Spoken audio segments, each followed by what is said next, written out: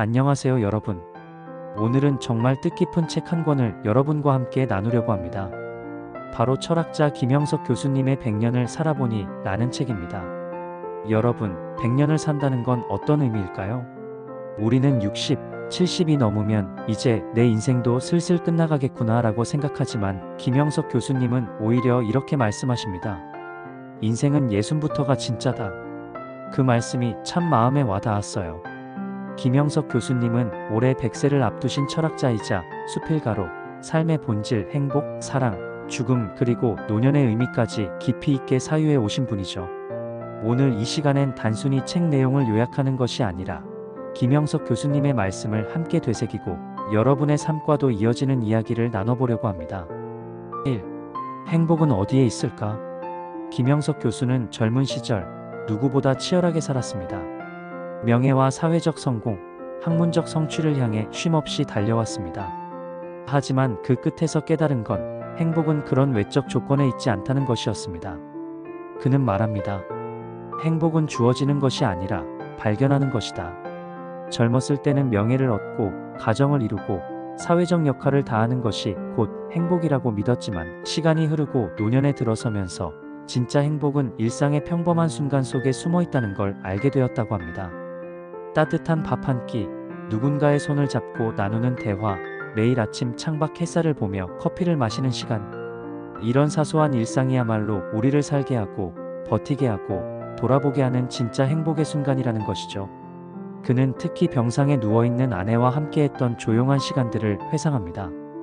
그 시간들은 경제적 보상도 성취도 없었지만 인생에서 가장 깊은 행복을 느낄 수 있었던 시기였다고 말합니다.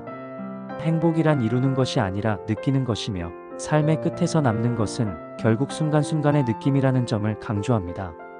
지금 우리가 살아가는 바로 이 시간 속에서 충분히 행복할 수 있다는 가능성을 보여주는 이야기입니다.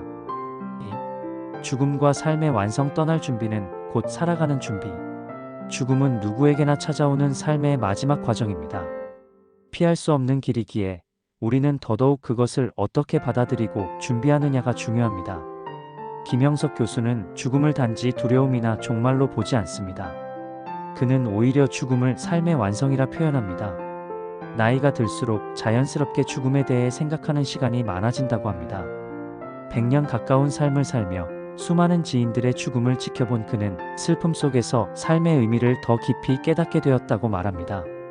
떠날 준비는 남은 시간을 더욱 충실히 살아가는 지혜입니다. 그는 말합니다.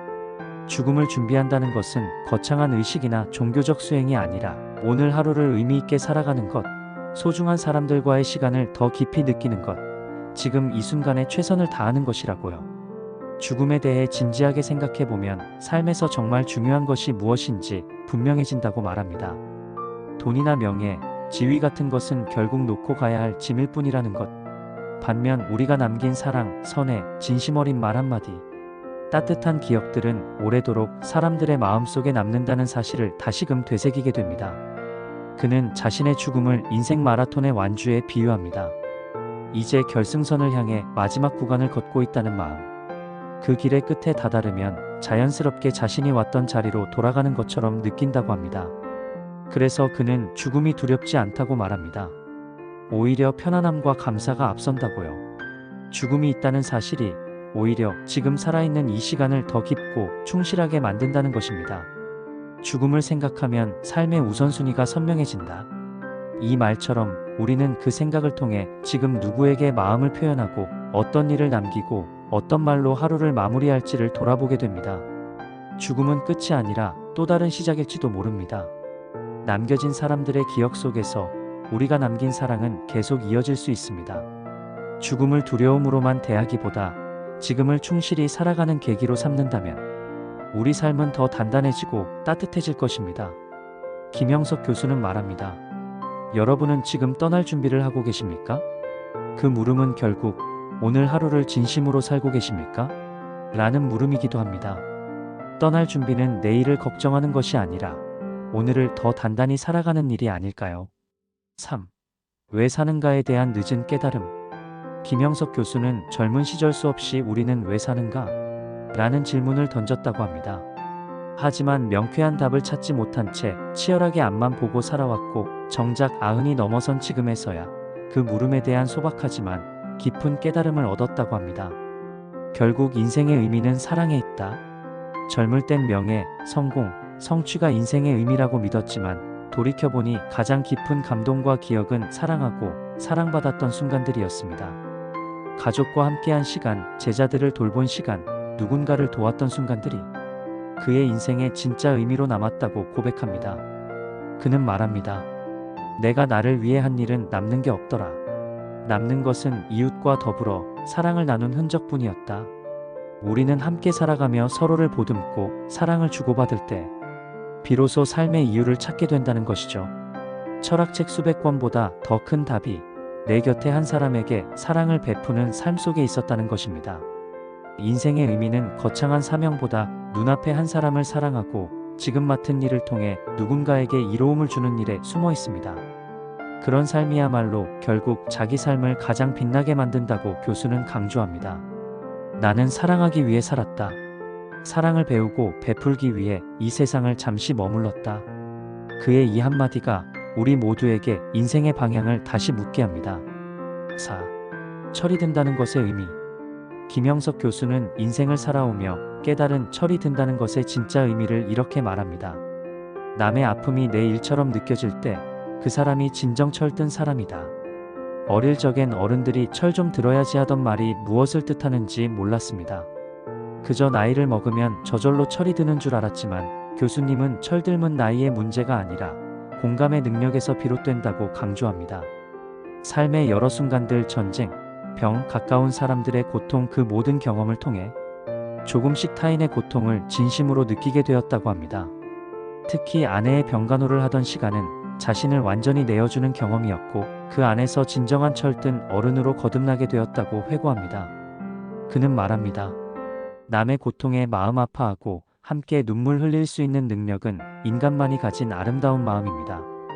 그 마음이야말로 진정한 성숙의 증거라는 것이죠. 철이 든 사람은 단순히 나이를 먹은 사람이 아니라 다른 이의 슬픔에 반응할 줄 알고 자기 중심을 벗어나 공감할 줄 아는 사람입니다. 김 교수는 말합니다. 남의 아픔에 눈물 흘릴 수 있는 사람이 되십시오. 그 눈물이야말로 우리의 영혼을 성장시키는 영양분입니다. 진정한 철들은 누군가의 고통을 외면하지 않는 것에서 시작됩니다. 그리고 그 마음이 더 따뜻한 세상으로 나아가는 첫걸음이 됩니다. 5. 사랑이 있는 고생은 고생이 아니다. 김영석 교수는 말합니다. 고생은 했지만 그 고생이 다 불행했던 것은 아니었습니다. 돌아보면 일제강점기, 6.25 전쟁, 가난과 병고의 시절 등 그의 삶에는 참 많은 어려움이 있었습니다. 하지만 놀랍게도 그는 그 시간들을 불행으로만 기억하지 않습니다. 왜일까요? 그는 고백합니다. 사랑이 있는 고생은 고생이 아니었다. 그 말 한 줄이 마음에 깊이 남습니다. 특히 가장 고되고 길었던 시기, 아픈 아내를 20여 년간 간호했던 시간. 그 시간은 단순한 희생이 아니었습니다. 그는 말합니다. 사랑이 있었기에 견딜 수 있었고 그 사랑이 있었기에 의미 있었던 시간이었다고. 매일 약을 챙기고 웃어 보이며 단정한 옷차림으로 아내 앞에 섰던 이유. 그건 바로 사랑이었고 그 사랑이 삶을 지탱하는 힘이었습니다. 고생의 기억은 시간이 흐르며 사라지지만 사랑으로 했던 고생은 향기로 남는다. 그의 표현입니다. 자녀를 키울 때도 마찬가지였다고 말합니다. 밤잠 설쳐가며 아이를 돌보던 시간, 경제적으로 벼랑 끝에 몰렸던 순간들. 그 순간들이 지나고 나니 남은 건 지친 몸이 아니라 가슴 뿌듯한 사랑의 기억이었습니다. 그는 덧붙입니다. 사랑 없는 고생은 결국 허망했다. 하지만 사랑이 깃든 고생은 나를 행복하게 만들었다. 학생들을 위해 장학기금을 마련하려 애쓰던 일, 가족을 위해 밤새워 일했던 시간들. 그 모든 노력이 사랑에서 출발했기에 지치지 않았고 의미로 남았다고 그는 말합니다. 그러면서 그는 한 가지 속담에 자신의 말을 보탭니다. 고생 끝에 낙이 온다지만 사랑이 있는 고생 끝엔 더 큰 행복이 온다. 그는 경험으로 말합니다. 사랑 없이 애쓴 일은 아무리 성과가 좋아도 마음에 남지 않지만 사랑이 깃든 수고는 오래도록 삶의 에너지로 남는다.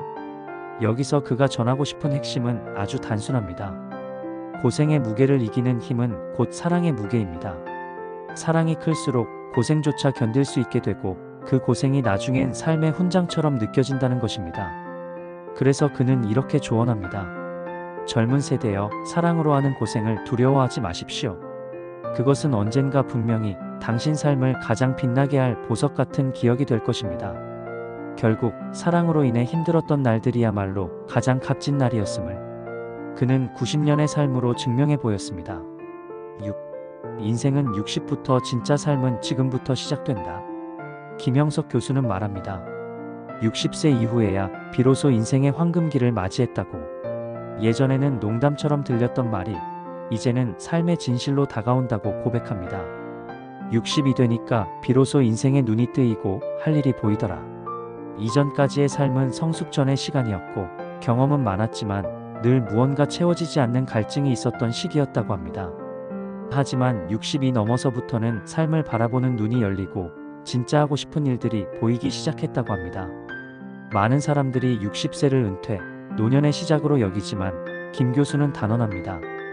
인생의 진짜 꽃은 60부터 피울 수 있다. 그는 60세에서 75세까지의 시기를 정신적 폭발기라 표현합니다. 경험과 지혜가 쌓이고 시간의 여유가 생기며 무엇보다 인생의 본질이 보이는 시기이기 때문입니다. 이 시기엔 제2의 인생을 시작할 수 있습니다. 글을 쓰고 그림을 그리고 공부하고 친구들과 철학을 나누며 청년처럼 살아갈 수 있다는 것이지요. 그리고 그는 이렇게 말합니다. 늙는 속도는 우리가 결정한다. 몸은 예전 같지 않을 수 있지만 정신의 젊음은 스스로 결정할 수 있다는 것입니다. 항상 배우고 움직이는 이는 천천히 늙고 깊게 익어간다.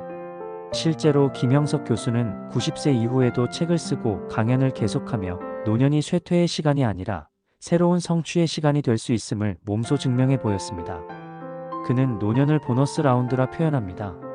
전반전을 무사히 마치고 얻은 선물 같은 시간, 그 시간을 그냥 흘려보낼 수도 있고 제2의 청춘처럼 불태울 수도 있다고 말합니다. 김영석 교수는 60 이후의 삶에서 꼭 붙들어야 할 두 가지가 있다고 말합니다. 하나는 끊임없이 배우는 일, 그리고 다른 하나는 사랑을 멈추지 않는 일입니다. 새로운 책을 읽고 취미를 갖고 세상과 소통하며 배우는 자세를 유지하는 것, 가족을 돌보고 이웃과 나누고 봉사의 기회를 가지며 사랑을 실천하는 것, 이 두 가지가 지속된다면 인생은 60부터 다시 시작될 수 있다고 그는 확신합니다. 이제야말로 내가 진정으로 원하고 잘할 수 있는 것을 할 시간이다. 그는 말합니다. 지금부터가 시작이라고 믿는 사람만이 노년을 황금기로 만들 수 있다고요. 6. 결국 남는 건 사랑뿐. 인생의 긴 여정을 마치고 나면 우리 손에 무엇이 남을까요? 김영석 교수님은 말합니다. 많은 것을 이루기도 했고 잃기도 했으며 명예도 있었고 물질도 가졌지만 그 모든 것을 지나 마지막까지 가슴을 채운 단 하나의 가치는 바로 사랑이었다고요. 세월이 흐르며 우리가 나를 위해 이룬 것들은 자연스레 빛이 발해갑니다. 출세나 재산 같은 것은 결국 언젠가 남에게 돌아가고 의미도 옅어지죠. 하지만 누군가와 나눴던 정, 함께했던 시간, 사랑과 배려는 세월이 흐를수록 오히려 더 선명하게 우리 마음속에 남는다고 교수님은 말합니다. 실제로 100년을 살아본 사람의 입에서 나오는 확신은 다릅니다. 눈에 보이지 않는 사랑과 우정, 배려와 희생이야말로 삶을 완성시키는 가장 본질적인 힘이라는 것을 교수님은 깊은 목소리로 전해줍니다. 젊은 시절 성공을 위해 앞만 보고 달릴 때는 사랑이 뒷전일 수 있었습니다. 김영석 교수님도 한때 학문적 성취에 집중하느라 가족에게 충분한 사랑을 전하지 못한 것에 대한 아쉬움을 토로하시지요. 그런데 삶의 마지막 즈음에 남는 건 논문이 아니라 강의가 아니라 함께 웃고 울었던 사람들의 얼굴과 기억들이었다고 하십니다. 그렇다면 사랑은 어떤 모습일까요? 교수님은 이렇게 정리합니다. 사랑은 거창한 것이 아닙니다. 친절, 이해, 배려, 함께 있어주는 것, 용서. 그 모든 것이 사랑의 모습입니다. 사랑은 수단이 아니라 목적입니다. 우리가 모은 돈, 쌓은 명예, 지켜온 체면과 역할도 결국은 그 사랑을 표현하고 나누기 위한 도구에 불과하다는 것. 그것을 교수님은 100년의 인생으로 증명하셨습니다. 삶을 돌아보면 누구나 후회가 남습니다. 그때 좀 더 사랑을 베풀 걸, 바빠서 가족에게 너무 무심했네. 그런 아쉬움이 우리 마음 한켠을 스치지요. 교수님도 그랬다고 하십니다. 그래서 지금은 분명하게 말씀하십니다. 사랑은 미루지 마라. 기회가 있을 때 전해라. 우리 인생의 보물은 결국 누군가에게 받은 사랑, 내가 누군가에게 전한 사랑의 기억입니다. 그리고 그것이 또 다른 사람에게 흘러가고 다른 생명을 따뜻하게 하며 이어지는 것이 바로 인생의 기적이죠. 교수님은 이 장의 마지막에서 이렇게 묻습니다. 여러분은 지금 사랑을 나누고 계십니까? 그리고 스스로에게도 이렇게 답하십니다. 내 삶의 결론은 결국 남는 건 사랑뿐이었다. 이 문장, 여러분 마음에도 조용히 새겨지길 바랍니다. 지금까지 김영석 교수님의 100년을 살아본 일을 함께 읽어보았습니다. 단순한 회고록이 아니라 한 사람의 삶이 담긴 철학이자 우리 모두의 인생에 건네는 조용한 조언이었습니다. 인생은 예순부터 죽음을 생각할수록 삶이 분명해진다. 사랑이 있는 고생은 고생이 아니다. 그리고 마지막엔 결국 남는 건 사랑뿐이다. 이 모든 메시지는 화려한 말이 아니라 삶을 오래 살아낸 사람만이 할 수 있는 진실한 고백이었습니다. 우리는 하루하루를 살아가며 때로는 지치고 의미를 잃고 외롭고 흔들릴 때도 많습니다. 그럴 때 이 책 속에서처럼 지금 이 순간에도 행복할 수 있다. 사랑하는 마음으로 버틴 시간이 가장 빛난다. 늦은 인생에도 꽃은 핀다는 믿음을 되새겨 보았으면 합니다. 김영석 교수님의 100년의 삶은 어쩌면 우리 모두가 살아가야 할 방향을 조용히 비춰주는 등불이 아닐까 싶습니다. 지금 이 영상을 보고 계신 여러분도 그 등불 아래서 잠시 멈춰서서 자신의 삶을 돌아보고 앞으로의 시간을 더 깊이 있게 살아가시는 계기가 되시기를 바랍니다. 우리는 모두 누군가에게 사랑을 주고받을 수 있는 존재이며 마지막까지 성장할 수 있는 가능성을 가진 존재입니다. 그리고 남은 시간 사랑하며 배워가며 용기 내며 살아가시기를 진심으로 응원합니다. 지금까지 시청해주셔서 감사합니다. 친절한 김서방이었습니다.